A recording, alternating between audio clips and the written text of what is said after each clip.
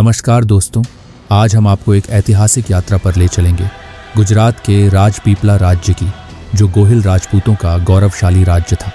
जानिए इसकी स्थापना, राजाओं की बहादुरी और सांस्कृतिक धरोहर की पूरी कहानी। तो वीडियो को अंत तक जरूर देखें। राजपीपला राज्य की स्थापना गोहिल वंश के राजपूतों ने की थी। गोहिल राजपूत वंश का मूल स्थान मेवाड़ था। बाद में यह मेवाड़ से खेड़ में बस गए, लेकिन आक्रमणों और संघर्षों के कारण वे खेड़ छोड़कर गुजरात में बस गए।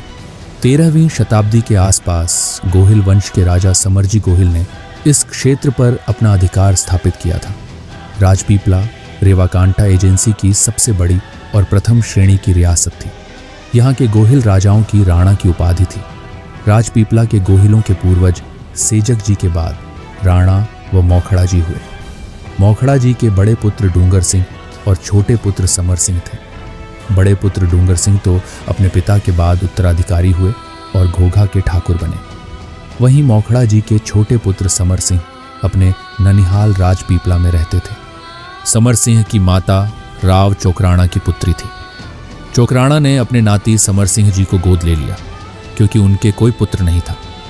समर सिंह जी अपने नाना के गोद चले गए और राजपीपला के स्वामी हुए। समर सिंह राजपीपला पर अर्जुन सिंह नाम से गद्दी पर बैठे। इस प्रकार राजपीपला पर शासन करने वाली परमार वंश की परंपरा खत्म होकर गोहिल राजपूत वंश की शुरुआत हुई। लेकिन गोहिलों ने परमार वंश की कुलदेवी श्री हरसिद्धि माता जी की पूजा जारी रखी। राजपीपला राज्य नर्मदा और तापी नदियों के बीच सतपुड़ा पहाड़ियों के दक्षिण में स्थित था। इसका क्षेत्रफल लगभग 4000 वर्ग किलोमीटर था। यह गुजरात की सबसे समृद्ध रियासतों में से एक थी। राजपीपला अपनी रत्न खदानों के लिए भी प्रसिद्ध था। वर्तमान में यह गुजरात राज्य का हिस्सा है। समर सिंह के बाद भान सिंह और गोमेल सिंह राजपीपला के शासक हुए। गोमेल सिंह ने गुजरात के सुल्तान महमूद से कई युद्ध किए थे और उसे हराया था। गोमेल सिंह के बाद विजयपाल सिंह और हरि सिंह यहाँ के शासक हुए।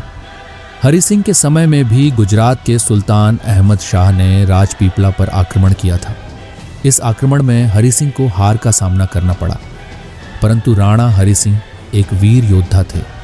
उन्होंने हार नहीं मानी और ठीक 12 साल बाद मालवा के सुल्तान होशंग शाह के साथ गठबंधन करके उन्होंने अहमद शाह को हराकर एक बार फिर राजपीपला पर अधिकार कर लिया। हरि सिंह के बाद भीमदेव यहाँ के शासक हुए, जिन्होंने अपने राज्य का खूब विस्तार किया और महाराणा की उपाधि धारण की। इन्होंने मुगल आक्रमणों का डटकर सामना किया था और अपने राज्य की रक्षा की। भीमदेव के बाद राय सिंह यहाँ के शासक हुए। राय सिंह के बाद करण सिंह, अभयराज, सुजान सिंह, भैरव सिंह व पृथुराज सिंह यहाँ के स्वामी हुए। राणा पृथुराज सिंह ने गुजरात के अंतिम सुल्तान मुजफ्फर शाह को शरण दी, जिस कारण अकबर राजपीपला के राणा से क्रोधित हो गया। अकबर ने मिर्जा खान के नेतृत्व में शाही सेना को राजपीपला भेजा। यहाँ के शासक पृथुराज सिंह ने अकबर की सेना का डटकर सामना किया। काफी संघर्ष के बाद अकबर और पृथुराज सिंह के बीच एक संधि हो गई और शांति स्थापित हुई। पृथुराज सिंह के बाद दीप सिंह, दुर्गा शाह, मोहराज, रायसल, चंद्र सिंह, गंभीर सिंह, सुबहराज, जय सिंह, मलराज, सुरमल, उदयकरण, चंद्रभाजी, छत्रसाल व वेरीसाल जी राजपीपला के शासक हुए।